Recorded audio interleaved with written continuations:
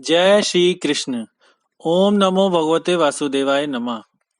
आइए आज हम आपको भगवान श्री कृष्ण के पुत्र प्रद्युम्न और साम के बारे में बताते हैं।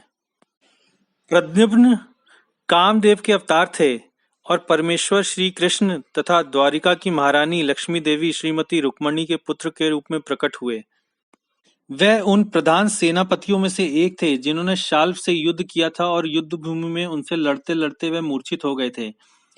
उनका सारथी उन्हें युद्ध भूमि से शिविर में ले आया, किंतु उन्होंने इस कार्य के लिए उसे कोसा तथा स्वयं अत्यंत खिन्न हुए थे।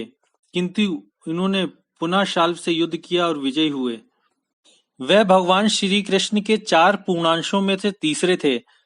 उन्होंने अपने पिता भगवान श्री कृष्ण से ब्राह्मणों की महिमा के विषय में जिज्ञासा की थी। यदुवंशी के बंधुघाती युद्ध में वे वृषणियों के राजा भोज के हाथों मारे गए। मृत्यु के पश्चात उन्होंने अपने मूल पद पर स्थापित किया गया। भगवान श्री कृष्ण के दूसरे पुत्र सांब उनकी पत्नी जामवती से उत्पन्न हुए पुत्र थे। इन्होंने अर्जुन से धनुर्विद्या का युद्ध कौशल सीखा था और महाराज युधिष्ठिर की सभा में सदस्य बने थे। वे युधिष्ठिर द्वारा संपन्न करवाए गए अश्वमेध यज्ञ के समय अपने पिता भगवान श्री कृष्ण के साथ उपस्थित थे।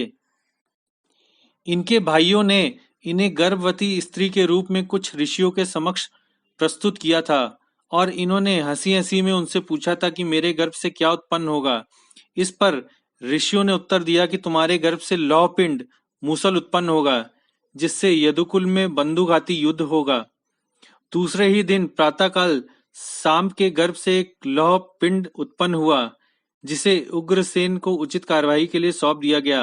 अंत में सचमुच ही पूर्व घोषित बंधुघाती युद्ध हुआ, जिसमें सांब मारे गए। आशा करते हैं कि भगवान श्री कृष्ण के पुत्र सांब और प्रद्युम्न के बारे में ये जानकारी आपको अच्छी लगी होगी। कृपया लाइक, शेयर और सब्सक्राइब करना ना भूलें। जय श्री कृष्ण।